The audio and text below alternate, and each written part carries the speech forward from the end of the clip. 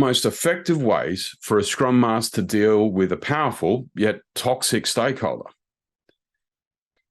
So agility doesn't operate in a vacuum, and no one does Agile to be Agile. Scrum is a framework for delivery that helps your organization, your team, to deliver value in a complex situation, which means it's going to be in a system, an ecosystem, an environment. Within that environment, there are often people that may be skeptical or critical of not only the process, but the product that you're trying to deliver. If these stakeholders are powerful, they can then become impediments and unintentionally make it challenging to either change the process or deliver your product. So a powerful stakeholder can damn with faint praise. They can withhold resources, be it technical equipment.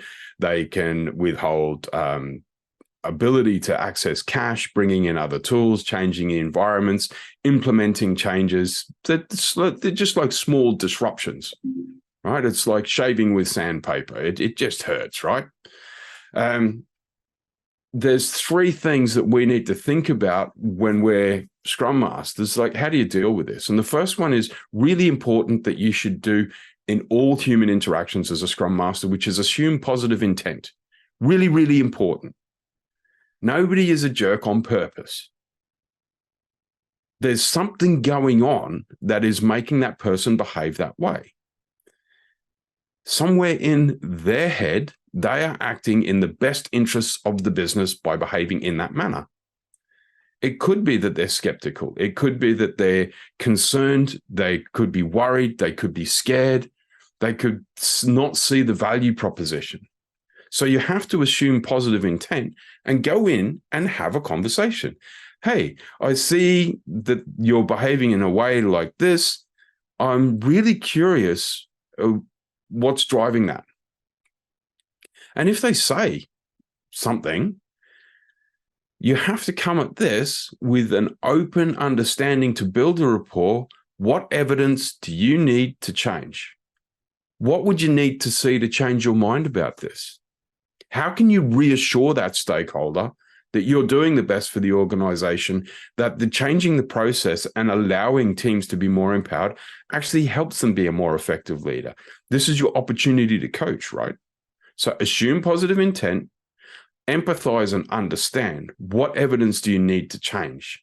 And then the third thing is you need to be the shock absorber for the Scrum team. So that's part of the shielding mechanism. You as a Scrum Master can help the product owner. You can help other stakeholders, seek allies in your organization. Let your team focus on delivery. The best way to build trust is to have your Scrum team build the momentum engine of delivery. Now, a sad and tragic story, I did all this. My team was smashing it out of the park and delivering, and it became really obvious that they were really swimming against the stream, and the organization had zero interest in using Scrum, in being Agile. They're undermining the Scrum values, all of that stuff. You have one choice at that point. Well, you always have choice. You could hang around, but you know that it's going to be fake Scrum and lipstick Agile. So at that point, I fired the client. I said, look, you're wasting my time and your money. You don't need me. You're really not interested in doing this. I'll go somewhere else. Now, if you have the comfort of being able to find another gig, exit, right? You don't have to stay in an environment that doesn't want you.